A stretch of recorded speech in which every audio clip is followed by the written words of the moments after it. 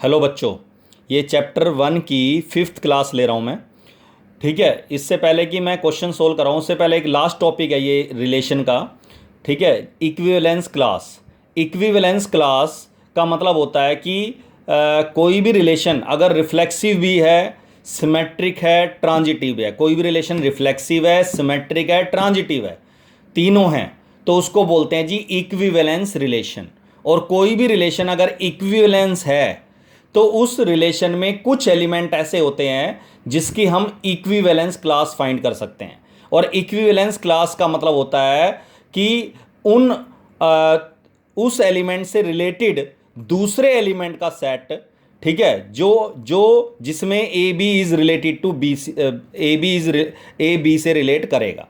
मतलब अगर मैं ए एलिमेंट की, ए एक एलिमेंट है, उसकी इक्विवेलेंस क्लास फाइंड करना चाह रहा हूं, तो मैं बी एलिमेंट का सेट लिखूंगा। देखो सच दैट से पहले बी लिखा हुआ है, तो बी एलिमेंट का set such that A is related to B. ऐसे लिख दो, A is related to B, या ऐसे लिख दो ए बी इज का pair is related to belongs to R. R मतलब रिलेशन में होने का मतलब A is related to B. ठीक है, तो मतलब बी एलिमेंट का सेट लिखना है। तो इक्विवेलेंस क्लास एक सेट होता है उन बाकी एलिमेंट्स का जो उस ए से रिलेट करेंगे।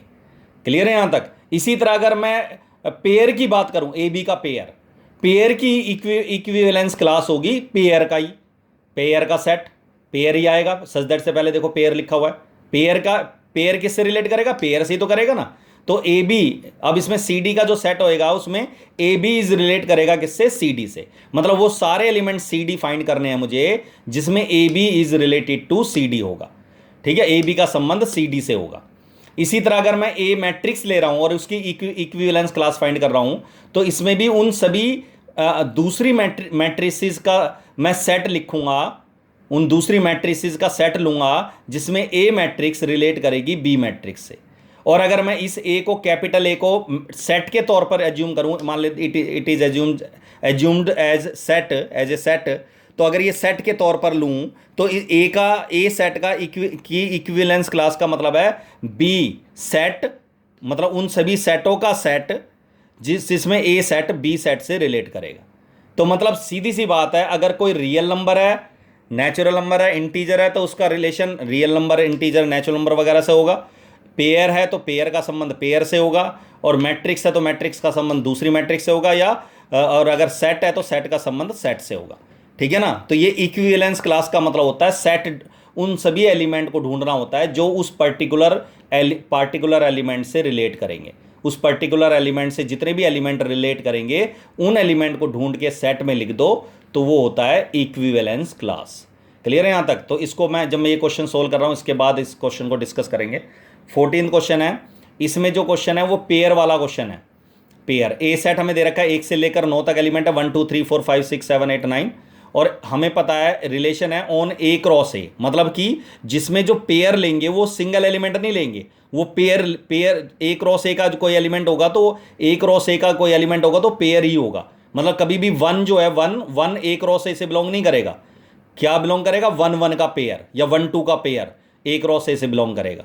तो इसमें ए क्रॉस ए से जो रिलेशन है वो ए क्रॉस ए में है, और इसमें A B is related to C D if and only if A plus D, मतलब इसका, इस पेयर का फर्स्ट कंपोनेंट सेकंड पेयर के लास्ट सेकंड कंपोनेंट में जुड़ेगा, और इस सेकंड कंपोनेंट इसके फर्स्ट कंपोनेंट में जुड़ेगा। अगर बराबर हैं तो इसका मतलब ये दोनों पेयर आपस में रिलेट करेंगे। जैसे मैं एग्जांपल यहां दिया है मैंने, 1 3 रिलेट करेगा 2 4 से। कैसे? 1 में अगर मैं 4 जोड़ूं और 3 में 2 जोड़ूं, बराबर आएगा 1 + 4 5, 3 + 2 5। इसी तरह 1 3 खुद से रिलेट करेगा 1 3 से। कैसे? 1 में 3 जोड़ूं, 1 + 3 क्या आएगा? 4, और 3 + 1 क्या आएगा? 4, 1 + 3 4, 3 + 1 4, बराबर आएगा। तो इसका मतलब ये हो गया कि कोई भी रिलेशन, इसी रिलेशन को मैं ऐसे भी लिख सकता हूं, लेकिन ऐसे एग्जाम में या क्वेश्चन में आपको ऐसे मिलेगी, लेकिन इसको हम ऐसे लिख सकते हैं, रिलेशन जो है वो पेयर होगा। किसका पेयर? पेयर्स का पेयर। ए बी पेयर है सच, कोमा सी डी का पेयर का, इस पेयर का एक और pair, such that A B is related to C D if and only if A plus D बराबर बी प्लस सी। तो ये इससे रिलेट करेगा। अब ये रिलेशन रिफ्लेक्सिव है, प्रूव करना है। रिफ्लेक्सिव का मतलब है ए क्रॉस ए के जितने भी एलिमेंट हैं सबको पता है ए क्रॉस ए में कितने एलिमेंट आएंगे। अगर मैं ए सेट में 9 एलिमेंट है 1 से 9 तक और मैं पेयर बनाऊं सारे ए क्रॉस ए करूं तो 1 1 से लेकर 9 9 तक टोटल टोटल 9 इंटू 9 81 81 पेयर्स आएंगे। तो आपको रिफ्लेक्सिव में ये प्रूव करना है कि 1 1 का रिलेशन 1 1 से है, 1 2 का 1 2 से है, 1 3 का 1 3 से है, इसी तरह सारे जितने भी 81 पेयर है उनका रिलेशन खुद से है। अब इसको मैं रोस्टर फॉर्म में तो लिख नहीं सकता, पॉसिबल नहीं है 81 के 81 पेयर लिखना, इसलिए इसको हम ए बी फॉर्म में देंगे। तो लेट ए बी, मतलब A B is A cross A का एलिमेंट ले लिया, ए क्रॉस ए से ले लिया, A B is belongs to A cross A. अब इस क्वेश्चन को रिफ्लेक्सिव प्रूव करना है, मुझे ये प्रूव करना है कि A B is related to A B. तो रफली A B is related to A B अगर मैं करता हूं, रिलेशन ए बी का संबंध ए बी से होगा, तो ये देख लो कि कब होगा, वो पहले रफली लिख लो। वो तब होगा जब मैं ए में बी जोड़ूं, इस वाले ए में ये वाला बी जोड़ूं, और इस बी में क्या जोड़ूं, ए जोड़ूं, ए प्लस बी बराबर बी प्लस ए। तो जब मुझे ये प्रूव करना है कि A B is related to A B, तो मैं स्टार्ट इससे करूंगा, मतलब इससे भी नहीं, इससे एक पहले वाले स्टेप से। इससे पहले वाला स्टेप क्या, जिसमें दोनों साइड मुझे बराबर लेनी है, या तो दोनों साइड ए प्लस बी लो, या दोनों साइड बी प्लस ए लो। A plus B is equal to A plus B सबको पता है, स्टार्ट यहां से करेंगे इसको, मतलब नए सिरे से स्टार्ट करेंगे। तो ए B equal to A B सबको पता होगा। तो अगर A B A plus B के बराबर है, तो अगले स्टेप में मुझे ये बनाना है ताकि इसके बाद ये लिख सकूं। तो ए प्लस बी तो ठीक है, ये वाली साइड लेफ्ट साइड तो सही है, राइट साइड में ए प्लस बी की जगह चाहिए बी प्लस ए, तो इसको बदल दो। लेकिन जब हम बी को आगे और ए को बाद में लिखते हैं, तो हमें बताना पड़ेगा कि इन दोनों को बदलने पर इसमें इन दोनों में कोई फर्क नहीं पड़ेगा। तो इसके लिए हमें बताना पड़ेगा कि जो एडिशन है ए और बी की, वो कम्यूटेटिव है। Addition is commutative on N, N मतलब नेचुरल नंबर। सबको पता है 1 से लेकर 9 तक ये नेचुरल नंबर ही है, और नेचुरल नंबर में ए 1 + 3 कर दे चाहे 3 + 1 कर दे बराबर होते हैं, है ना, नेचुरल नंबर में बराबर होते हैं। तो इसका मतलब ये बराबर ही होगा। और ए प्लस बी प्लस ए आ गया, अगले स्टेप में लिख दो ए बी इज रिलेटेड, क्योंकि इसके बाद ये लिख सकते हैं, क्योंकि इससे अगर ये बन सकती है तो इससे भी ये बन सकती है। तो ए B is related to A B for all A B belongs to A cross A, so R is reflexive.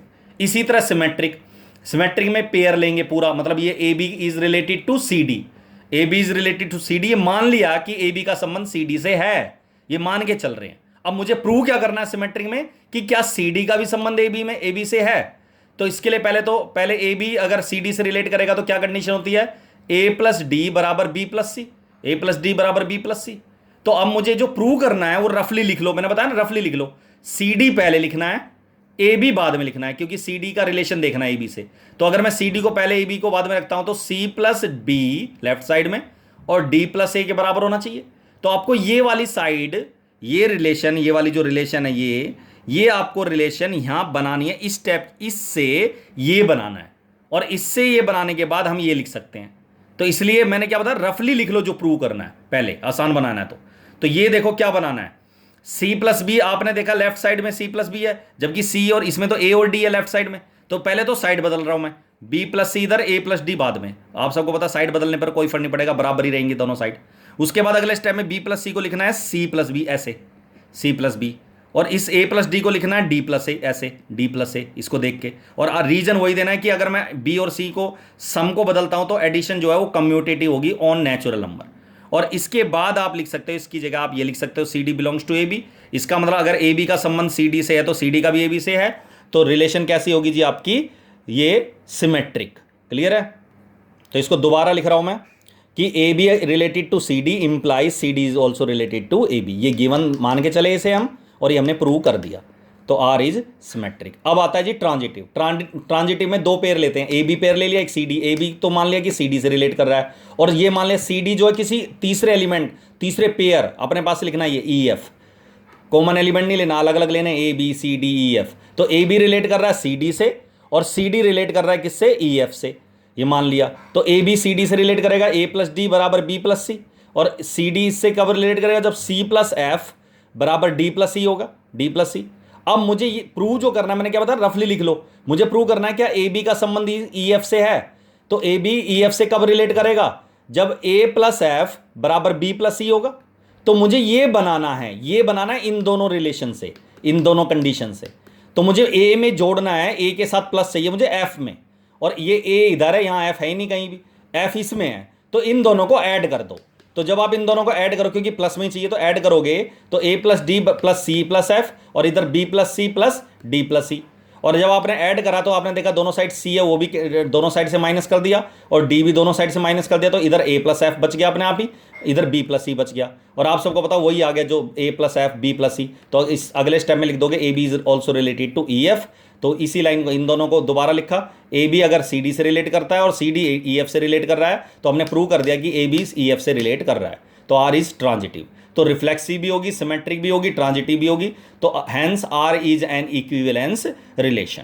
अब इस क्वेश्चन में अगर ये रिलेशन इक्विवेलेंस है तो इसमें हमें ये प्रूव करना है कि अगर ये prove that the relation R on A cross A plus D बराबर बी प्लस सी, ठीक है, is an equivalence relation where A is this, also obtain the equivalence class of the element 2 5 का pair. Element क्या है? 2 5 का pair. तो मुझे ये प्रूव करना है कि 2 5 का जो पेयर है उसकी इक्विवेलेंस क्या है। तो कंडीशन अभी मैंने बता दी कि 2 5 की इक्विवेलेंस क्लास का मतलब है पेयर है, तो पेयर में ही आएगा। सच दैट से पहले क्या लिखेंगे? सच दैट से पहले पेयर, तो सी डी का pair such that 2 5 is related to C D. अब 2 5 सी डी से कब रिलेट करेगा? इसको दोबारा लिखा मैंने, कंडीशन इसकी, रिलेशन कब होगा? जब 2 में डी जोड़ने पर और 5 में सी जोड़ने पर बराबर आएगा, कंडीशन लिख दी। और इसके बाद डी बराबर क्या आएगा? 2 माइनस कर दिया 5 में से 2 लेस करेंगे 3 प्लस सी। अब हमें ये सी और डी इस 1 से लेकर 9, क्योंकि गिवन सेट है ये 1 से लेकर 9 तक ए सेट, क्योंकि सी और डी अकेले अकेले बात करूंगा तो ए 1 से 9 की बात करूंगा मैं, तो 1 से लेकर 9 तक इसमें रख दो। सी की जगह अगर मैं रखता हूं 1, तो आप सबको पता है डी की वैल्यू आएगी 3 + 1 4, 1 4 एक पेयर आ जाएगा। अब पेयर सी डी हटा दे, उसकी जगह जो एग्जैक्ट पेयर है वो लिख रहा हूं मैं। 2 रखता हूं मैं सी की जगह, तो डी आएगा 5, 3 रखने पर 3 + 3 6, 4 रखने पर 7, 5 रखने पर 8 और 6 रखने पर 9। अच्छा 7 रख दो तो 10 आएगा, और 10 इस सेट में नहीं है, ए सेट में नहीं है, तो मुझे वो पेयर लेने हैं जिनमें दोनों एलिमेंट फर्स्ट और कंपोनेंट सेकंड कंपोनेंट दोनों इस ए सेट में होंगे। तो इसका मतलब ये 6 पेयर ऐसे हैं जो 2 5 से क्या करेंगे? रिलेट करेंगे। तो इसको हम बोलते हैं, इसकी 2 5 जो पेयर है इसके ये 6 पेयर इससे रिलेट करेंगे, ये इसकी इक्विवेलेंस क्लास हैं। इसको बोलते हैं, इस तरीके से फाइंड करते हैं इक्विवेलेंस क्लास। क्लियर है यहां तक? अगर पेयर है तो उसका आंसर पेयर का सेट आएगा, इक्विवेलेंस क्लास जो आएगी। और अगर यहां सिंगल एलिमेंट होता, 2 4 5 होता, तो उसका आंसर भी न्यूमेरिकल फॉर्म में आता, मतलब फिर 2 4 5 रियल नंबर ही आते, पेयर नहीं आते। क्लियर है यहां तक? चलो दैट्स ऑल।